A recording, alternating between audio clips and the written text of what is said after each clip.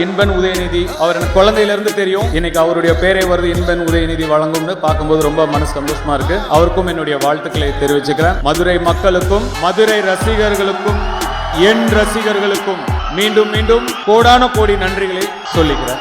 உருகிட்டோம் sir, எல்லாரும் உருகிட்டோம் sir. அப்பா, it was so divine. ரொம்ப ரொம்ப ரொம்ப அழகா இருந்தது. எங்களுக்கு இந்த எக்ஸ்பீரியன்ஸை கொடுத்ததுக்கு ரொம்ப நன்றி. ஒரு சில கொஸ்டின்ஸ்லாம் இருக்கு சார் உங்ககிட்ட. அதாவது இங்க இருக்க ஒவ்வொரு பசங்களுமே அவங்கள வந்து ஸ்கிரீன்ல பாக்குற மாதிரி தான் நினைச்சுப்பாங்க நீங்க ஒரு கதாபாத்திரம் பண்ணும்போது. ஏன்னா அவ்வளோ ரிலேட்டபிளா இருக்கும்.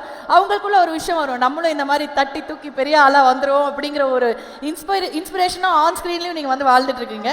ஸோ உங்களோட டைலாக்ஸும் அதே மாதிரி ரொம்ப ரிலேட்டபிளா இருக்கும் சார். ஒரு சில டைலாக்லாம் சொல்றேன், சரியா? அவங்க எல்லாருக்குமே தெரியும். எங்க எல்லாருக்குமே வந்து ரிலேட்டபிளான ஒரு டைலாக். அந்த டைலாக் உங்க லைஃப்ல எந்த சிச்சுவேஷன்ல எந்த மொமெண்ட்ல கனெக்ட் ஆகுது அப்படிங்கிறது எங்களுக்கு சொல்லுங்க. பாட்டு நம்ம கேட்டா பாடுவாரு, பட்டு பட்டுன்னு பதில் சொல்லுவாரு. அதுதான் நம்ம டி சார். கண்டிப்பா இது வந்துடும் நம்மளுக்கு வேற மாதிரி மாறி.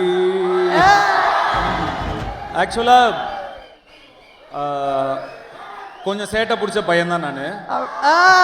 பாத்தீங்களா? சின்ன வயசுல. ஆனா என்னுடைய அண்ணா தான் இன்னும் ரொம்ப சேட்டை பிடிச்ச பையன்.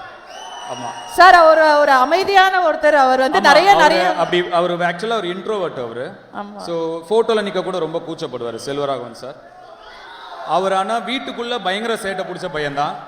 அவரோட நான் 8 வயசு சின்ன பையன். அவர் என்ன பொறுமை இருக்கா உங்களுக்கு கேட்க? அவர் என்னோட ஒரு 8 வயசு அவரோட என்னோட 8 வயசு பெரியவர். அதனால அவர் ரொம்ப பெருசா இருப்பேன், ரொம்ப சின்னதா இருப்பேன்.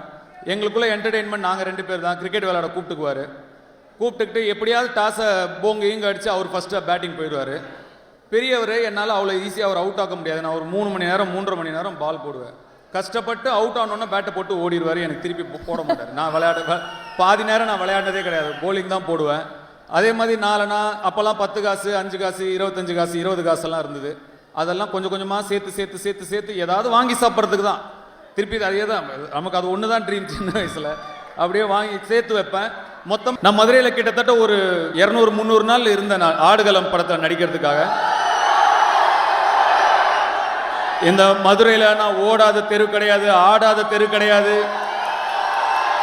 திருப்பரங்குன்றத்தெல்லாம் கிட்டத்தட்ட 30 நாள் இருந்தேன் நான். எனக்கு ரொம்ப ரொம்ப மனசுக்கு நெருக்கமான ஒரு அனுபவமாக இருந்தது. எவ்வளவோ எனக்கு வேலையில் இருக்கிற ஸ்ட்ரெஸ்ஸு ப்ரெஷர் எது இருந்தாலும் அந்த 200-250 நாள் நாங்கள் இருந்த நாட்கள் நான் ரொம்ப அமைதியாகவும் நிம்மதியாகவும் நான் இருந்தேன். எனக்கு மனசுக்கு ரொம்ப நெருக்கமான நாட்கள் அந்த நாட்கள். என்னை நடு ரோட்டில் இறக்கி விட்டுருவாங்க கொண்டு போய். அந்த பாட்டு ஒத்த சொல்லல கிட்டத்தட்ட ஒரு 5-6 நாள் வேற இடத்துல வேற இடங்கள்ல இறக்கி விட்டு நான் ஆடும் போதும் என்ன நிறைய பேர் அடையாளம் கண்டுபிடிக்கல. அப்போ எனக்கு அவ்வளோ சந்தோஷமா இருந்தது. இந்த ஊரோட ஆள் மாதிரி தான் நான் இருக்கேன், அதனாலதான் என்னை யாரும் அடையாளம் கண்டுபிடிக்கல.